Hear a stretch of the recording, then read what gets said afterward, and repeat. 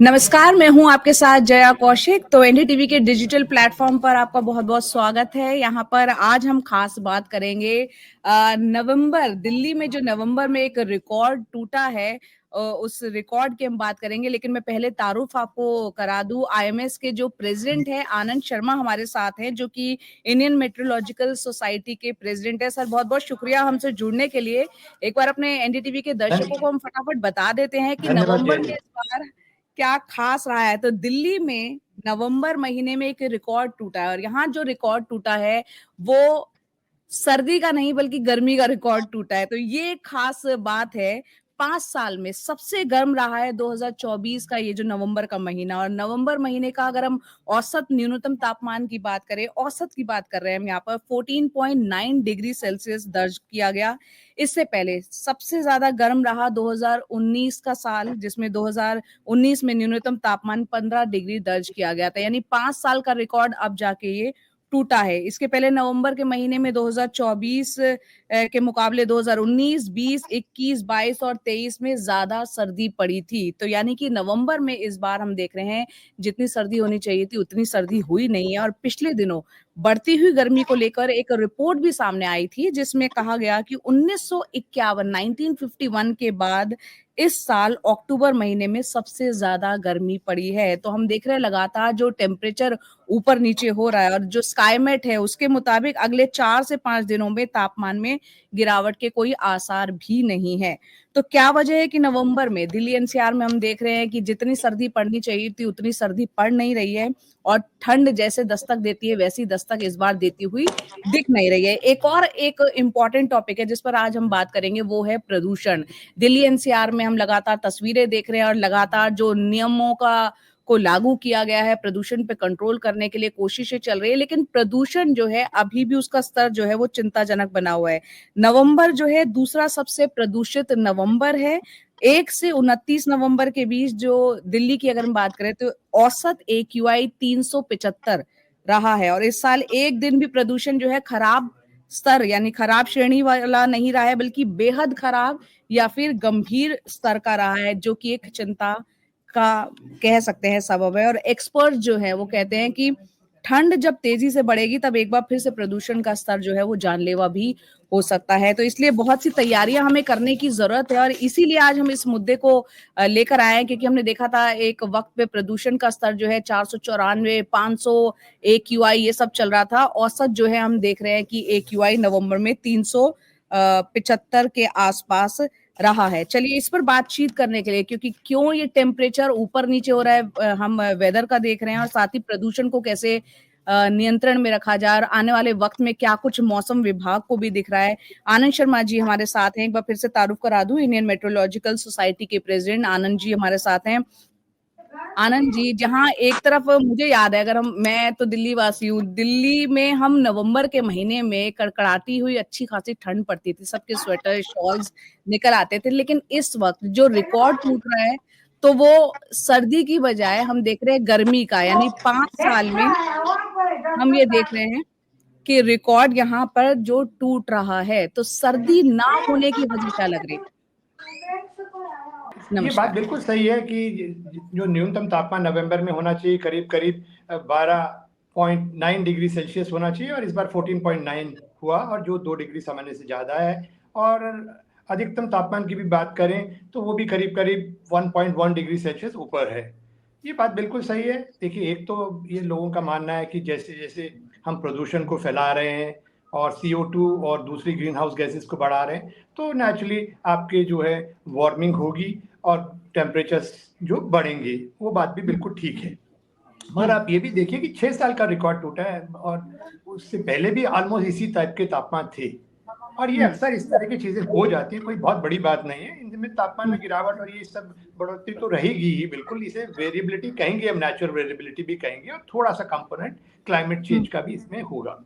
अच्छा, अब सवाल ये क्यों हुआ ये? तो बेसिक रीजन यही है कि भाई अक्सर इस समय तक कुछ थोड़ी वेस्टर्न डिस्टर्बेंस एक्टिविटी स्टार्ट हो जाती है, और थोड़ी बहुत वर्षा मिल जाती है आपके पास। उसके बाद जो नॉर्दर्लीज हवाएं आती हैं पहाड़ों से, वो कूलिंग लेके आती हैं, और आपके न्यूनतम तापमान को भी गिरावट हो जाती है। और दिन में जब क्लाउडीनेस होती है तो उससे भी थोड़ा दिन के तापमान भी गिर जाते हैं। मगर इस बार अभी तक क्या हुआ कि वेस्टर्न डिस्टर्बेंस की फ्रीक्वेंसी और इंटेंसिटी थोड़ी कम रही है, और एक तो वेस्टर्न डिस्टर्बेंस जो आए भी उनके चलते जो वर्षा या स्नोफॉल हुआ वो सिर्फ जेएंडके में मिला, बाकी स्टेट्स में नहीं मिला। और हो सकता है चित्रकूट तो हिमाचल के ऊंचाई वाले क्षेत्रों में थोड़ा बहुत बिल्कुल, मिला मैं हो। पढ़ रही थी कि जो बर्फबारी, जो स्नोफॉल हो या बारिश हो, तो पहाड़ी इलाकों में, चाहे जम्मू कश्मीर हो, उत्तराखंड हो, हिमाचल हो, जितना होना चाहिए था उतना नहीं हुआ, तो उसका भी असर है ये? जी जी बिल्कुल, उसका भी असर है, क्योंकि मैंने जैसे बताया कि इवन जो हवाएं बेसिकली तो देखिए पहाड़ में अभी जाएं तो वहां तो ठंडक है अभी भी, in spite of the fact that Uttarakhand Himachal में ज्यादा स्नोफॉल नहीं हुआ फिर भी ठंडक है। यदि हवाएं भी वहां से नॉर्दर्ली आ जाएं तो उससे भी ठंडक हो जाती है। मगर इस समय जो हवाएं वो भी नॉर्दर्ली नहीं आ रही, बीच में थोड़ी बहुत आई तो उससे थोड़ा सा असर दिखाई दिया था।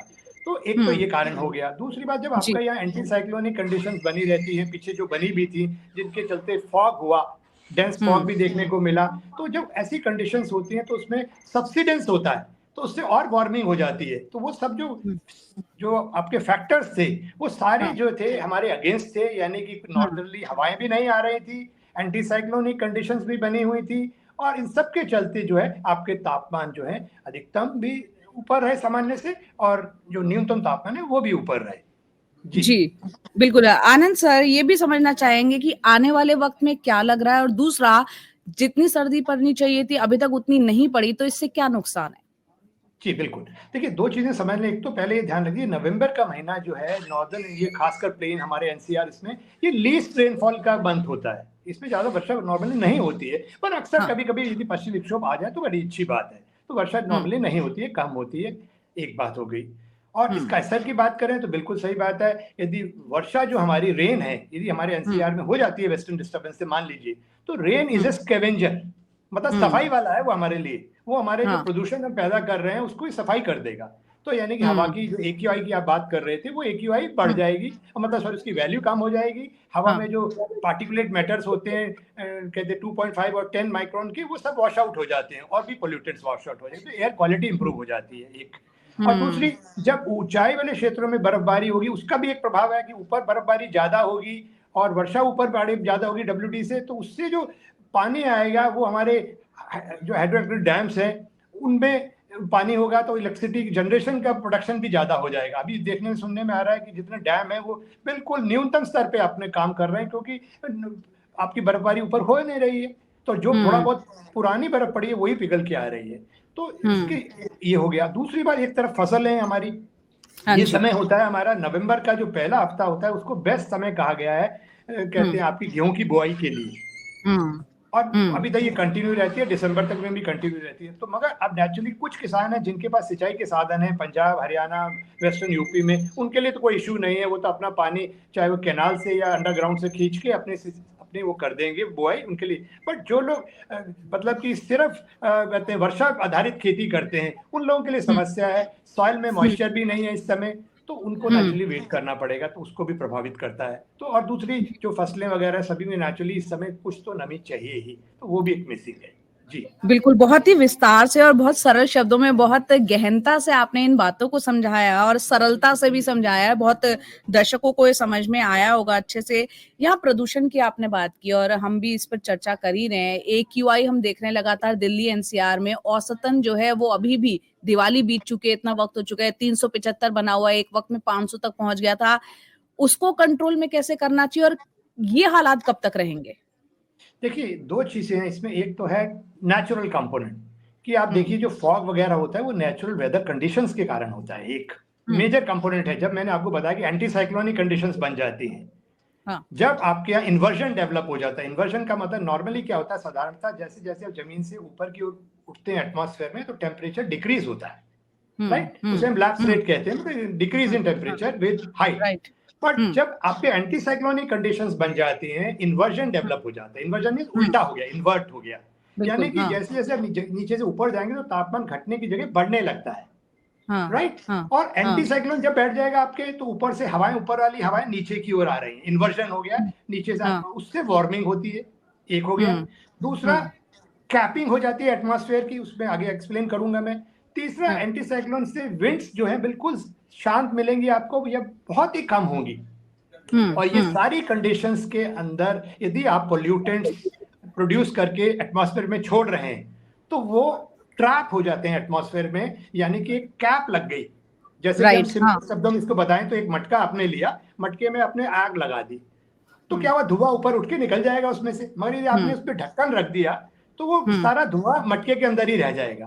तो हाँ, जब हाँ, एंटी हाँ। साइक्लोनिक कंडीशन बनती हैं, इन्वर्जन डेवलप हो जाता है, तो एटमॉस्फेयर में कैपिंग लग जाती है और जो पोल्यूटेंट्स है वहीं के वहीं इकट्ठे हो जाते हैं। वही एक कारण था कि आपका फॉग भी बना हुआ था, फॉग भी उसी कंडीशन में बनता है, फॉग भी बन हुँ, गया, ऊपर से पोल्यूटेंट्स, स्मोक भी आ रहा है, पोल्यूशन हो रहा है, वो सब इकट्ठे हो गए और आपका AQ वैल्यू काफी बढ़ गई। और दूसरी हुँ, चीज मैं ऐड करूंगा कि बीच में काफी जगह खबरें लग रही थी AQ वैल्यू 1700 1500, वो गलत है। AQI is capped at 500, AQI right. Value हाँ, 500 से ज्यादा नहीं होती है।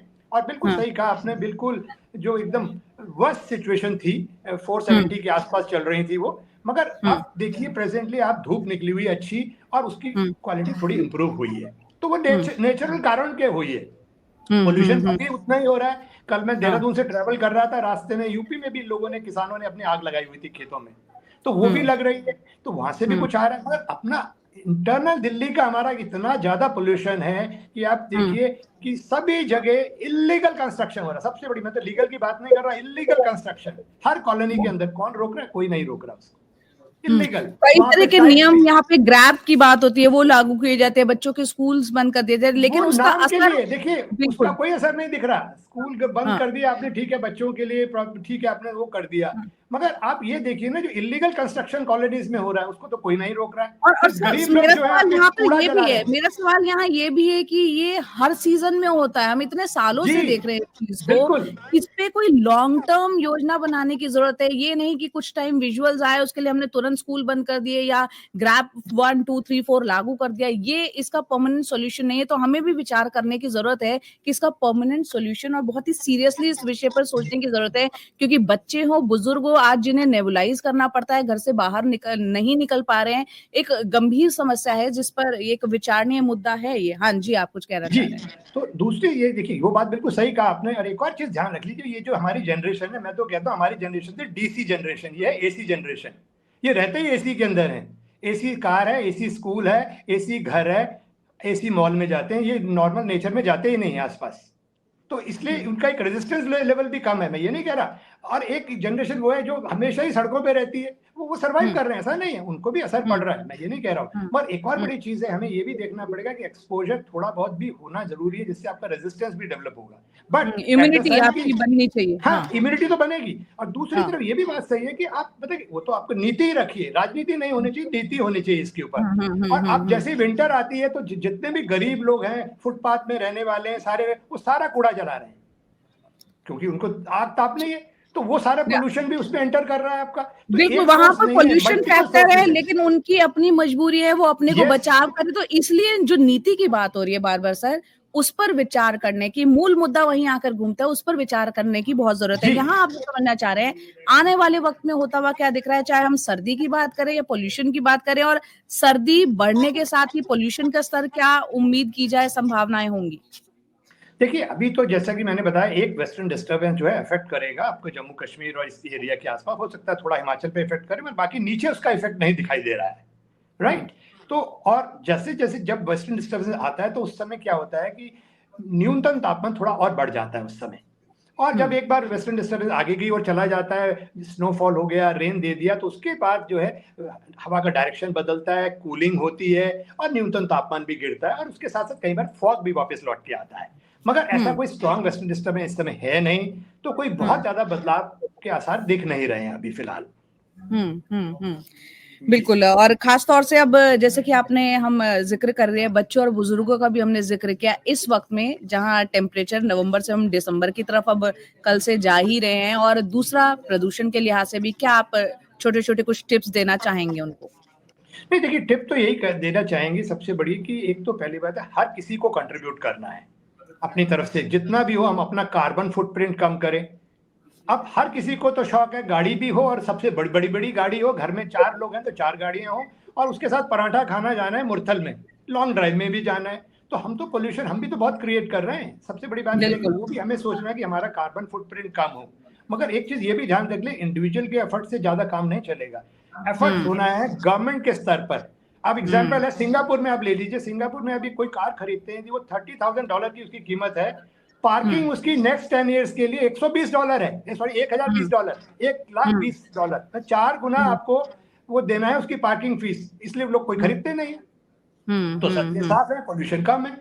तो उसके लिए पब्लिक ट्रांसपोर्ट को भी दुरुस्त करने की उतनी ही जरूरत है। मेट्रो तो हमारे पास है, बड़ी अच्छी बात है, मैं तो मेट्रो यूज करता हूँ, ज्यादा समय जाता हूँ तो मुझे कोई जी, मैं खुद यूज करता हूँ। जी बिल्कुल। तो लोगों को मेट्रो को यूज करना है, इंडिविजुअल तो कार में कम से कम जाएं, और जितनी भी गाड़ियां हैं, कितनी गाड़ियां आपको सड़क में मिल जाएंगी, उनका पोल्यूशन अंडर कंट्रोल सर्टिफिकेट उनके पास नहीं है, बिल्कुल धुआं निकल रहा है, और इतनी गाड़ियां सड़क पर हैं आज की डेट में जितनी जरूरत है। ओला एक भी है, चीज प्राइवेट और भी है। आनंद सर, क्योंकि आप बहुत अच्छे से क्लोजली इन सब चीजों को वॉच करते हैं, चाइना की कुछ वक्त पहले तक, कुछ सालों पहले तक हम तस्वीरें देखते थे, वहां फिर आर्टिफिशियल रेन की भी बात होती थी, अचानक से हम देख रहे हैं वहां से इस तरह की खबरें कम देखने को मिलती है। नहीं, मुझे नहीं पता क्यों नहीं। देखिए, एक चीज ध्यान रख लीजिए कि आर्टिफिशियल रेन आप एंटी साइक्लोनिक कंडीशन पे नहीं करा सकते। यदि जो बार बार ये आवाज उठ रही है कि रेन करवाएंगे हम आर्टिफिशियल, जब एटमॉस्फेयर के लिए ध्यान रख लीजिए, बादल कब बनेंगे, बारिश कब होगी, जब एटमॉस्फेयर अनस्टेबल होगा, और पोल्यूशन कब होगा, जब एटमॉस्फेयर स्टेबल होगा। तो ये विपरीत कंडीशन है, या तो पोल्यूशन और वो होगा, या तो फिर बादल और बारिश बनेगी। अंडर स्टेबल एटमॉस्फेरिक कंडीशन आप आर्टिफिशियल क्लाउड सीडिंग नहीं कर सकते, वो सक्सेसफुल नहीं होगी। मगर हाँ, कई ऑर्गेनाइजेशन कई बार ऐसे करती हैं, कहीं जो सरकारें, मतलब कि ये शोर मच रहा है तो क्या करेंगे, वेस्टर्न डिस्टर्बेंस आ रहा है, जब पता चल गया, मौसम विभाग ने बोल दिया बहुत स्ट्रॉन्ग वेस्टर्न डिस्टर्बेंस आ रहा है, उसके चलते नेचुरली वर्षा हो जाएगी, तो उस समय कह देंगे जी हमने क्लाउड सीडिंग कर दी और उसका इफेक्ट यहाँ दिख गया। सेम आप चाइना की भी देखें, मैं तो उस बात को मानता नहीं हूँ। ओलंपिक्स चल रहा था, एकदम एंटी साइक्लोनिक कंडीशंस बनी हुई थी, और उन्होंने कहा जी हमने तो उसको कर दिया। तो कई बार लोग हाँकते भी बहुत ज्यादा हैं, और कई बार ऐसी गवर्नमेंट अपनी सुपरमेसी दिखाने के लिए वो भी ऐसा कर सकते हैं।